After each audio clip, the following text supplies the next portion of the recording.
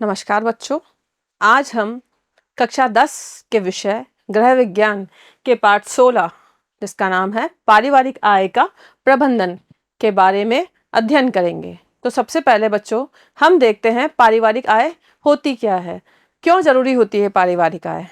जैसे कि हम सभी को पता है कि हमारी मूलभूत या जरूरी आवश्यकताएं कौन कौन सी है, रोटी, कपड़ा और मकान। तो क्या आपको यह नहीं लगता कि इन आवश्यकताओं की पूर्ति के लिए ही पारिवारिक आय की आवश्यकता होती है। तो पारिवारिक आय जो कि हमारे माता पिता खुद मेहनत करके घर में पैसा कमा के लाते हैं और इस तरीके से वो आय को ला करके हमारी मूलभूत आवश्यकताओं की पूर्ति करते हैं। इसके अतिरिक्त भी कई और तरीके होते हैं जिसके माध्यम से परिवार में आय आती है, जैसे कि ब्याज के रूप में, या देखा जाए तो निशुल्क के माध्यम से या निशुल्क शिक्षा के माध्यम से। यहाँ आय हमारी घर से जा तो नहीं रही लेकिन बचत तो हो ही रही है ना, तो यह भी एक आय का साधन है। तो सबसे पहले हम देखते हैं आय किसे कहते हैं, किस शब्द के लिए आय को नियुक्त किया गया है या कौन सा शब्द जिसे हम आय कह सकते हैं, इसके बारे में हम आगे चर्चा करेंगे। तो पारिवारिक आय धन के रूप में जो कुछ भी आप अर्जित करते हैं वह क्या है, वह परिवार में आता है और उसे ही हम क्या कहते हैं, आय कहते हैं। ठीक है, फिर आगे हम कहें पारिवारिक आय, तो पारिवारिक आय परिवार के सभी स्रोतों से। अब परिवार के सभी स्रोत जैसे कि भी मैंने कहा कि माता पिता मेहनत करके धन कमा के लाते हैं, तो वो एक तरीका है आय प्राप्त करने का। इसके अलावा अगर किराया आता है या बैंक से प्राप्त होने वाला ब्याज है या परिवार के सदस्य अगर हैं तो वह भी अपने कौशल का प्रयोग करके की गई जो बचत होगी वह भी पारिवारिक आय कहलाएगी। अब कौशल जिनका हम उपयोग कर सकते हैं वे कौन कौन से हैं, जैसे कि आप ट्यूशन पढ़ा सकते हैं, अगर आप सिलाई जानते हैं तो कपड़ों की सिलाई आप कर सकते हैं, इसके अलावा आप किसी को कंप्यूटर सिखा सकते हैं। तो ये आपने कौशल का उपयोग ही किया और इस तरीके से आपने किया। तो ये हमने बात की है आय की। अब पारिवारिक आय के कौन कौन से स्रोत होते हैं, तो पारिवारिक आय के स्रोत होते हैं नौकरी से प्राप्त होने वाला वेतन, मकान या दुकान का जो किराया है, तो ये तो हुआ वेतन और ये हुआ किराया, चाहे वो मकान का हो या दुकान का हो, या अंशकालीन जो कक्षाएं आप चला रहे हैं। जैसे अभी मैंने थोड़ी देर पहले ही कहा है कि आप अगर कंप्यूटर जानते हैं तो कंप्यूटर सिखा भी सकते हैं, तो कुछ समय के लिए अगर आप कक्षाएं चला रहे हैं तो वो हुआ अंशकालीन कक्षाएं। या बैंक से अगर आपको कोई ब्याज प्राप्त हो रहा हो, या शेयरों की बिक्री या अन्य निवेश में आपने निवेश से आपको धन प्राप्त हो रहा हो, तो वह क्या कहलाएगी, आय हो सकती है आपके लिए। इसके अतिरिक्त है जब आप अपने कौशल का प्रयोग करते हैं, जैसे कि अभी थोड़ी देर पहले हमने बात की है कि जैसे अगर आप परिवार के सदस्यों के लिए कपड़े सिलना, या परिवार के लिए कपड़े तो सिल ही रहे हैं, अगर खाने के लिए भी सब्जियों को उगा रहे हैं, परिवार के सदस्य के लिए स्वेटर आप बुन रहे हैं, तो भी इन कार्यों के लिए आपको धन की प्राप्ति तो नहीं हो रही, लेकिन ऐसा करने से अप्रत्यक्ष रूप से वह आपके लिए पैसा बचा लेते हैं। धन की प्राप्ति नहीं हुई लेकिन पैसा तो बचा ना अपना। फिर इसी तरह से निशुल्क सेवाएं। अब निशुल्क सेवाएं कौन कौन सी होती है, जैसे चिकित्सा सेवा है, निशुल्क चिकित्सा सेवा अगर आप काम में ले रहे हैं, या फिर बच्चों के लिए निशुल्क शिक्षा आप काम में ले रहे हैं, या फिर किराए के बिना ही आप किसी आवास में रह रहे हैं का प्रयोग करने से भी आय की बचत की जा सकती है। तो आय के हमने क्या क्या स्रोत पढ़े हैं, एक तो हम किसी कार्य को करें, जैसे कि हमने कहा कि हम कहीं से वेतन प्राप्त करें, फिर दूसरा हमने कहा कि आप अपने कौशल का उपयोग करें, तीसरा हमने क्या कहा कि निशुल्क आप किन्हीं सुविधाओं का उपयोग कर रहे हैं। तो 3 तरीके से आपको आय प्राप्त हुई है। तो ये तो हमने तरीके जान लिए। अब हम जो आय हमें प्राप्त हुई है उनको खर्च कहाँ करेंगे, हमारी आवश्यकताओं के लिए ही खर्च करेंगे ना, आवश्यकताओं को पूरी करने के लिए। अब आवश्यकताओं को पूरी करने के लिए जो खर्चा होगा वही तो व्यय कहलाएगा। तो आगे हम देखते हैं कि व्यय किसे कहते हैं। व्यय किसे कहते हैं, अपनी आवश्यकताओं को पूरा करने के लिए वस्तुओं को खरीदना आपको है, तो वस्तु आप खरीद रहे हो तो उस पर अपनी आय में से ही तो आप पैसा खर्च कर रहे हो, तो वही क्या कहलाएगा, व्यय कहलाएगा। तो ये हमने जाना कि व्यय किसे कहते हैं। अब हम बात करते हैं, हमने आय की बात की है, व्यय की बात की है, तो जितना हम कमाते हैं क्या उतना ही व्यय करते हैं? नहीं ना, कुछ पैसा हमें बचाना भी होता है, जिससे कि भविष्य में कोई जरूरी आवश्यकता आपको हो। जैसे कि मान लो कोई आकस्मिक आवश्यकता आ गई हो, जैसे कोई परिवार में कोई बीमार पड़ गया हो, या फिर उच्च शिक्षा के लिए आपको पैसों की आवश्यकता है, या फिर कहीं बाहर घूमने जाना है, तो बचाया हुआ पैसा ही तो यहाँ काम आएगा। अगर हम आय में से पूरा ही पैसा खर्च कर देंगे तो आपके पास कुछ भी नहीं बचा, तो अब ये जो आकस्मिक आवश्यकताएं हुई उनकी पूर्ति कैसे करेंगे? इसके लिए हमें क्या करना होगा, पैसा बचाना कहते हैं बचत। तो आगे हम देखते हैं कि बचत क्या होती है। तो परिवार में आने वाली आय का एक भाग होती है बचत। जो आय हुई हमें प्राप्त उसका ही एक भाग है बचत, उसमें से ही तो बचाना है हमें, तो उसका भाग हुई ना बचत। तो भविष्य की आवश्यकताओं को पूरी करने के लिए अलग रख लेते हैं उसको। फिर भविष्य के लिए अलग रखे गए इस धन को ही हम क्या कहेंगे, बचत कहते हैं। इसका प्रयोग भविष्य में किसी भी समय किसी भी उद्देश्य को पूरा करने के लिए आप कर सकते हैं। तो यह क्या हुई, बचत हुई। यानी कि बचत क्या है, आय का ही एक भाग है जो भविष्य की आवश्यकताओं को पूरा करने के लिए हम बचाते हैं, अपने पास अलग रखते हैं। तो यह कहलाती है बचत। तो अभी तक हमने पढ़ा कि आय क्या होती है, व्यय क्या होती है और बचत क्या होता है। लेकिन आय, व्यय, बचत, इन तीन अलग अलग चीजों को जो हमने पढ़ा है, तो इनका एक समावेशित रूप ही क्या कहलाता है, कहलाती है बजट कहलाता है। तो आगे हम चर्चा करेंगे व्यय योजना पर और बजट पर। आगे देखते हैं हम कि व्यय योजना क्या है और बजट क्या है। दोनों ही शब्दों का एक ही अर्थ है, या तो व्यय योजना बोल लें अपन उसे, या फिर हम उसे बजट कह लें। तो परिवार के सभी इस सदस्यों की आवश्यकताओं, अब परिवार के सभी जो आवश्यकताएं हैं वो, और इन आवश्यकताओं को पूरा करने के लिए प्रत्येक मद, जो आपकी आवश्यकताएं हैं वो हैं, और उन आवश्यकताओं को पूरा करने के लिए जो मद हैं उन्हें हम एक राशि आवंटित करेंगे। उसकी सूची ही क्या है, व्यय योजना या बजट कहलाती है। अब हमने बात की कि परिवार की जो आवश्यकताएं हैं, तो सबसे पहले जो आवश्यकताएं हैं हम उनकी सूची बनाएंगे, उनके मद निर्धारित करेंगे, और उनके सामने ही हम आवंटित करेंगे धनराशि कि जैसे जो आवश्यकताएं, मान लो भोजन एक आवश्यकता है, तो उसके लिए महीने में या वर्ष में कितनी धनराशि हम खर्च करेंगे उसके लिए वह अंकित कर देंगे। तो ये इस तरह से आवश्यकताओं की हम एक सूची बनाएंगे जिसके सामने हम धन राशि अंकित करेंगे। तो वही क्या कहलाती है, व्यय योजना या बजट कहलाती है। अब हमने ये तो जान लिया कि व्यय योजना क्या है, बजट क्या है। अब व्यय योजना या बजट बनाते समय हमें कौन कौन सी बातों का ध्यान रखना होता है, आइए आगे देखते हैं।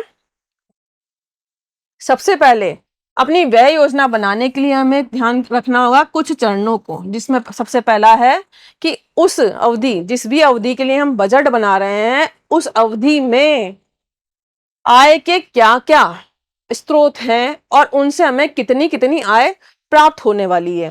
तो उस अवधि के लिए आपने पास उपलब्ध आय और सुविधाओं को हम ध्यान में रखेंगे, जिसके लिए हम व्यय योजना या बजट बना रहे हैं।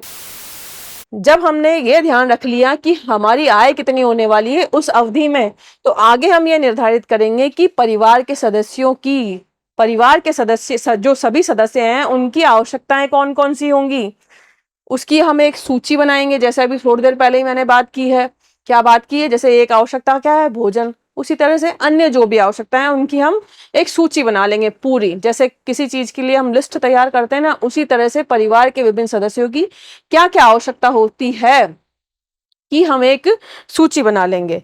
फिर क्या करेंगे, हम आगे हम जो भी आवश्यकताएं हमने बनाई उसके लिए प्राथमिकता निर्धारित करेंगे। अभी तो हमने आवश्यकताओं की सूची बनाई थी दूसरे नंबर पर, फिर हम तीसरे नंबर पर क्या करेंगे, जो भी आवश्यकताओं की हमने सूची बनाई थी उनका प्राथमिकता यानी कि क्रम देंगे कि सबसे पहले किसकी आवश्यकता है। जैसे अभी जब मैंने पाठ की शुरुआत ही की है तब मैंने क्या कहा है कि सबसे क्या होती है? रोटी, कपड़ा और मकान। तो इन्हें ही तो हम प्राथमिकता देंगे, तो उन्हें प्राथमिकता निर्धारित करेंगे, यानी कि क्रम से लगाएंगे। फिर उसके बाद जो भी कुल आय है उसे ध्यान में रखते हुए, जो भी कुल आय है, मान लो 10,000 रुपए हमारी कुल आय है। अब हमने जो आवश्यकताओं की सूची बनाई है तो उनके सामने हम राशि आवंटित करेंगे कि एक महीने या एक वर्ष में हम इतनी राशि इस मद पर या इस आवश्यकता पर व्यय करने वाले हैं। तो इससे धन और अन्य संसाधनों के कुशल प्रयोग में सहायता आपको मिल पाएगी। फिर उसके बाद में व्यय योजना में संतुलन रखना भी जरूरी है। अभी हम बात कर चुके हैं आय कितनी है, हमारी आवश्यकता क्या है और प्रत्येक आवश्यकता पर हम कितनी राशि आवंटित कर रहे हैं। अब अगला है व्यय योजना जो है उसमें संतुलन रखना। अब संतुलन रखना, इसमें संतुलन रखने के लिए क्या करना होगा? एक कुछ और संतुलन रखने के लिए हमें क्या करना होगा? जो भी हमारी आवश्यकताएं हैं उनकी सूची जो बनाई गई है, आवश्यकताओं के अनुसार प्रत्येक परिवार की अपनी व्यय योजना बनानी होगी। फिर उसके बाद में प्रत्येक परिवार की देखो यहाँ पर एक तालिका बनी हुई है और व्यय की विविध मदें भी दी हुई है। जैसे कि अभी हमने बात की थी कि आवश्यकताओं की एक सूची बनाएंगे, तो ये वही आवश्यकताएं हैं जिनकी हमने सूची बनाई है। जैसे सबसे पहले हमने बात की थी रोटी, कपड़ा और मकान, तो भोजन, घर और कपड़े की। अब भोजन पर अगर हम बात करें तो ताजा भोजन, फिर परिष्कृत भोजन, तो इनके लिए हम कितनी राशि खर्च करने वाले हैं एक महीने में या एक वर्ष में। उसी तरह से घर, यदि आप किराए पर हो, रह रहे हो, या उसका रख रखाव और अनुरक्षण पे कितनी राशि आप महीने या वर्ष की खर्च करने वाले हैं, तो वो हम आवंटन करेंगे रुपए में। फिर कपड़े, परिधान और कपड़ों की खरीद में या वर्ष में करनी है तो राशि कितनी आप खर्च कर पाएंगे। मरम्मत तथा सिलाई, ड्राई क्लीन और धुलाई। इसी तरह से जो अगली आवश्यकता है वो है शिक्षा। शिक्षा में पुस्तकें हैं, फीस है, स्टेशनरी है और व्यवसायिक खर्च है। ये ही चारों की हम राशि आवंटित करेंगे शिक्षा वाले मद के लिए। तो प्रत्येक उपमद में कितने रुपए आप खर्च करने वाले हैं, प्रत्येक उपमद को आप कितना रुपए आवंटित करने वाले हैं, ये इस तालिका में अंकित करेंगे। फिर है घर के और खर्चे। घर के और खर्चे कौन कौन से होते हैं? जैसे ईंधन है, घर का सामान है, नौकर अगर आपके घर में है तो उनका वेतन है। फिर परिवहन है कि व्यक्तिगत कार, स्कूटर या मोटरसाइकिल या फिर सार्वजनिक रूप से बस, ऑटो, इस पर आप कितना खर्च करेंगे भविष्य में, उसकी भी यहाँ पर राशि अंकित की जाएगी। आगे हम चल जन सेवाएं, यानी कि बिजली पर आप कितना खर्च कर रहे हो, टेलीफोन पर, पानी पर, डाक सेवा पर आप महीने या वर्ष में कितने रुपए खर्च करने वाले हैं। फिर घर का फर्नीचर, इसमें आप कितने महीने या वर्ष के लिए पैसे खर्च कर पाएंगे। और चिकित्सा व्यय, वयस्कों की चिकित्सा के लिए, बच्चों की चिकित्सा के लिए, ये अनुमानित राशि यहाँ पर हम अंकित करेंगे। फिर है कर या आय कर पे और घर संपत्ति या घर के कर पे आप कितना महीने या वर्ष पे कितना आप राशि देते हैं। पहले भूतकाल में यानी पिछले वर्ष या पिछले महीने आपने कितना खर्च किया था, वो राशि यहाँ पर पूरी तालिका में हर उपमद के सामने आप अंकित करते चले जाएंगे। फिर है मनोरंजन, वयस्कों के लिए और बच्चों के लिए किस तरह का मनोरंजन होगा, वयस्कों के लिए किस तरह का मनोरंजन होगा, बच्चों के लिए, तो यहाँ पर महीने या वर्ष में आप कितनी राशि खर्च करने वाले हैं की जाएगी। फिर परिवार के सदस्यों के व्यक्तिगत भत्ते कौन कौन से हैं और किस तरह के हैं, उस पर कितनी राशि आप खर्च करने वाले हैं। या आपात स्थिति थी, यानी कि बीमारी की स्थिति ही नहीं हो सकती, इसके लिए आप घूमना भी कह सकते हो, अचानक से आपको कहीं जाना पड़ रहा है, तो वहां आप कितनी राशि पिछले वर्ष आपने खर्च की थी या पिछले महीने आपने खर्च की थी, उसके अनुसार उसको अनुमानित मानकर आप यहाँ अंकित करेंगे। फिर है बचत। अब बचत जैसे कि मैंने कहा कि बचत क्या है, आय का ही एक भाग है। बचत हम व्यय तो करेंगे आय में से, लेकिन बचत भी करेंगे। तो बचत किस तरह की कर रहे हो, आप जमा बचत कर रहे हो या बीमा कर रहे हो या कहीं आप निवेश कर रहे हो, तो इस तरीके से प्रत्येक श्रेणी के सामने आपने राशि अंकित की है। तो ये जो प्रत्येक मद है उन पर कितना खर्चा करना है, ये हमने निर्धारित किया है। तो प्रत्येक मद पर कितना खर्चा करना है ये हमने किया। अब हम देखते हैं कि एक परिवार विभिन्न मदों पर कितना रुपया खर्च करता है। इसके लिए कुछ कारक होते हैं जिन पर हमारा खर्चा निर्भर करता है। हमारा खर्चा यानी कि हमारा व्यय किन कारकों पर निर्भर करेगा, इनकी आगे हम चर्चा करेंगे। जैसे कि जिसमें सबसे पहले है आय। अब जितनी आय होगी उसके अनुसार ही व्यय होगा और उसके अनुसार ही बचत होगी। अगर किसी परिवार में सभी स्रोतों से प्राप्त होने वाली कुल आय जो है अगर कम है तो खर्चा तो ज्यादा होगा ही और बचत कम होगी। यह निर्णय लेने में सहायक होती है कि विभिन्न वस्तुओं पर हम कितना खर्च करने वाले हैं। अगर किसी परिवार की आय ही ज्यादा है तो वो ज्यादा खर्च कर पाएंगे और बचत भी ज्यादा कर पाएंगे। उसी तरह से आगे हम देखते हैं कि परिवार का आकार कैसा है। परिवार का आकार अगर बड़ा है यानी परिवार में सदस्यों की संख्या ज्यादा है तो फिर भोजन और कपड़ों होगा क्योंकि सदस्य ज्यादा हैं, और उस खर्चे को जो भोजन और कपड़ों पर हुआ है बढ़ गया है ना वहाँ खर्चा, तो फिर हमें कहीं ना कहीं कम करना होगा। तो इसके लिए आप कहाँ जा सकते हो, कमी करने के लिए अपने मनोरंजन पे जा सकते हो। ठीक है, वहाँ आप खर्चा कम कर सकते हो और यहाँ खर्चा आप ज्यादा कर सकते हो क्योंकि यहाँ तो आपको ज्यादा करना ही है। भोजन और कपड़े जो कि मूलभूत आवश्यकता है, यहाँ तो आपको ज्यादा खर्चा करना ही होगा। फिर है परिवार के सदस्यों की आयु। अब परिवार के सदस्यों की आयु, यदि परिवार में अगर बच्चे ही हैं, आप मतलब पति पत्नी और बच्चे हैं परिवार में, तो बच्चे स्कूल जाते हैं इसलिए खर्चा किस पे होगा, उनकी शिक्षा पर, यूनिफॉर्म पर, स्टेशनरी पर, इन पर व्यय करना ही पड़ेगा। फिर आगे है आवास स्थान। अब आपका आवास स्थान कहाँ है उसके आधार पर भी आपका खर्चा निर्भर करेगा। अभी बात की है रोटी की यानी भोजन की, और अब हम बात कर रहे हैं रोटी कपड़ा और मकान। अगर यहाँ हम बात करते हैं तो आवास अगर आपका कौन से स्थान पर है, जैसे दिल्ली, मुंबई जैसे अगर बड़े शहर में आपका आवास स्थान है तो वहां पर शहरों में जीवन, भोजन, आवास किराया, यात्रा व्यय और स्कूल की फीस, ये सब राशि छोटे शहरों की तुलना में गांव और छोटे शहरों की तुलना में और गांवों की तुलना में ज्यादा यहाँ खर्चा होता है। इसीलिए यहाँ पर जो हमारा व्यय है इस कारण से इस आवास इन स्थानों पे जो खर्चा होगा, जैसे दिल्ली और मुंबई में जगह के वजह से आवास पर जो खर्चा होना है वो बढ़ जाएगा। फिर आगे है कौशल। अब यदि परिवार में ऐसे सदस्य हैं जिन्हें सिलाई आती है तो वे खुद के कपड़े खुद सिल सकते हैं। जिन्हें बढ़ाई का काम आता है यानी कि जो फर्नीचर का काम कर लेते हैं वह खुद मरम्मत कर सकते हैं घर के सामान की। बिजली का अगर काम आता है तो वो बिजली के उपकरणों को ठीक खुद कर सकते हैं। अगर लकड़ी का काम आता है, जिन्हें मैंने बढ़ाई कहा है, तो वह खुद अपने लकड़ी की जो वस्तुएं हैं इन वस्तुओं को मरम्मत होने वाला जो खर्च है उसको बचा सकते हैं। आगे चलते हैं हम बचत। अब बचत की हमने बात पहले भी की है। बचत क्या है, आय का ही एक भाग है और वो हम क्यों करते हैं, जिससे कि हम भविष्य की आवश्यकताओं को ध्यान में रखते हुए बचत करें। इसके लिए हमें बचत करनी है किस बात के लिए, भविष्य की आवश्यकताओं को ध्यान में रखते हुए हम बचत कर रहे हैं।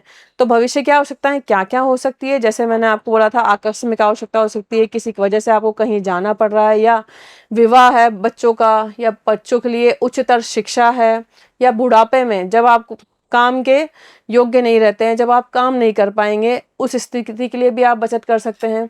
तो यहाँ तक हमने पढ़ा है कि ऐसे कौन से कारक हैं जो कि प्रत्येक मद पर होने वाले व्यय को प्रभावित करते हैं। आगे हम चलते हैं और देखते हैं कि उन आवश्यकताओं की प्राथमिकता भी हम निर्धारित करेंगे। किन आवश्यकताओं की प्राथमिकता निर्धारित करेंगे, जैसे हमने शुरू में ही बात की कि आय यानी कि हम पैसा क्यों कमाते हैं, आवश्यकताओं की पूर्ति के लिए, तो हम अब उन आवश्यकताओं की प्राथमिकता निर्धारित करेंगे। इसके लिए हमें अपने परिवार के सदस्यों की सभी आवश्यकताओं की सूची तैयार करनी है सबसे पहले तो। और जब आपने सूची तैयार कर ली उसके बाद में आप क्या करेंगे, व्यय योजना तैयार करेंगे।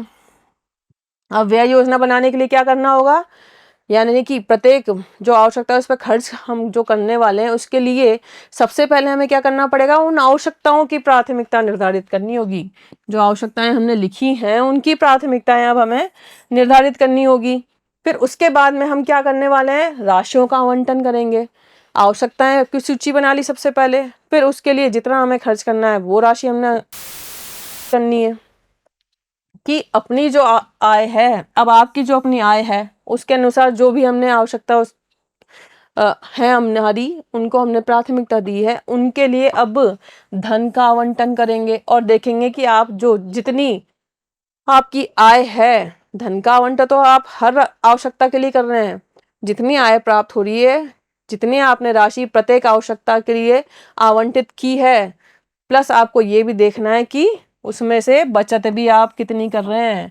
बचत भी आपको यहाँ राशि आवंटित करते समय, जब हम आप राशि हर आवश्यकता की के लिए अब एक राशि आवंटित कर रहे हैं तो वहां पर बचत के लिए भी एक राशि आवंटित करने का एक मद बनाएंगे। यानी कि जो अलग अलग आवश्यकताएं हैं, कौन सी, रोटी कपड़ा मकान, शिक्षा, मनोरंजन, चिकित्सा, इनके अलावा एक जो मद हम रखेंगे वो होगा व्यय, ये होगा बचत का, जिसे करेंगे। फिर आगे देखते हैं तालिका में, जैसे एक परिवार के लिए विभिन्न वस्तुओं का व्यय। अब यहाँ हमने व्यय की मदें लिख ली हैं, ठीक है।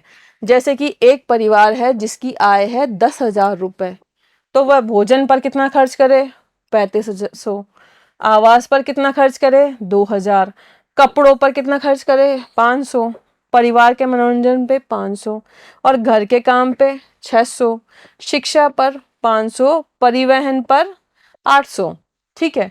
फिर है चिकित्सा व्यय, फिर फर्निशिंग यानी फर्नीचर की मरम्मत है या किसी भी रंगाई पुताई मरम्मत करना है, उस पर आप कितने खर्च कर रहे हैं, 300। और बचत जो कि आय का कितना है, 10% तो होना ही चाहिए। आय अगर आपकी है 10,000 रुपए तो उसका 10% यानी कि 1,000 रुपए तो आपकी बचत चाहिए। इस तरह से हमने ये देख लिया कि आवश्यकताएं कौन कौन सी है, उनके अलग अलग मद कौन से हैं और प्रत्येक मद पर हम कितनी राशि आवंटित कर रहे हैं, उसकी हम राशि के रूप में, पैसों के रूप में अंकन करेंगे कि कितना हम महीने में खर्च करने वाले हैं। अब आगे चलते हैं जिसमें हम देखेंगे कि बचाए जाने वाली राशि कौन सी है। अब बचाई जाने वाली प्रत्येक परिवार, चाहे परिवार के सदस्यों की संख्या या आयु कुछ भी हो, बचाई जाने वाली राशि के बारे में बात कर रहे हैं। अब पहले हमने बात की थी राशि के आवंटन की, अब हम बात कर रहे हैं बचाई जाने वाली राशि के बारे में। तो जो राशि बचाई जानी वाली है, चाहे सदस्यों की आयु कोई सी भी हो, संख्या कितनी भी हो, लेकिन अपनी भविष्य की आवश्यकताओं को पूरी करने के लिए, भविष्य की आवश्यकताओं के बारे में भी हमने बात की है। जैसे कि वह आकस्मिक आवश्यकता हो सकती है, कहीं घूमने आपको जाना पड़ सकता है, मनोरंजन की कोई आवश्यकता हो सकती है, या फिर बच्चों का विवाह है, बच्चों की उच्च शिक्षा है, या बुढ़ापे में जब आप काम करने के योग्य नहीं होंगे, आपको पेंशन भी नहीं मिल रही होगी, क्या आवश्यकता है, तो इसके लिए आपको क्या करनी होगी, बचत करनी होगी। तो मासिक आय में से कुछ राशि, मासिक आय में से कुछ राशि आपको बचाना चाहिए। कितनी राशि, कम से कम 10%। जैसे अगर आप 10,000 रुपए महीने के कमाते हैं तो 10% 10,000 का होता है 1,000 रुपए, तो ये तो आपको बचाना ही है। आगे चलते हैं, व्यय योजनाओं को संतुलित करना। अब यह एक महत्वपूर्ण चरण है। अपनी व्यय योजना तैयार करते समय आप अपनी आवश्यकता के अनुसार प्रत्येक वस्तु के लिए व्यय का निर्धारण कर सकते हैं। फिर व्यय योजना तैयार करने की प्रक्रिया में सबसे कठिन काम कौन सा होता है, संतुलन का। व्यय योजना को संतुलित करने का, यानी कि संतुलन कैसे, कि जितना आपका की आय है उससे ज़्यादा व्यय ना हो और जितना आपकी आय है उसके बराबर भी ना हो। क्यों उसके बराबर भी क्यों ना हो, क्योंकि हमें बचत भी करनी है, इसलिए आय जो है वो व्यय प्लस बचत के बराबर होती है।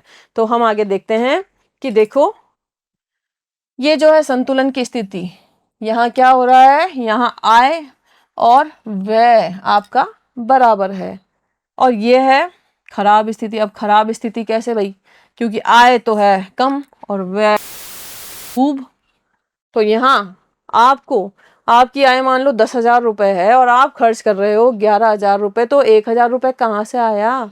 वो तो आपको ऋण लेना पड़ेगा ना, ऋण लेना पड़ेगा आपको, बचत तो यहाँ हुई नहीं, इसलिए क्या है आपकी खराब स्थिति।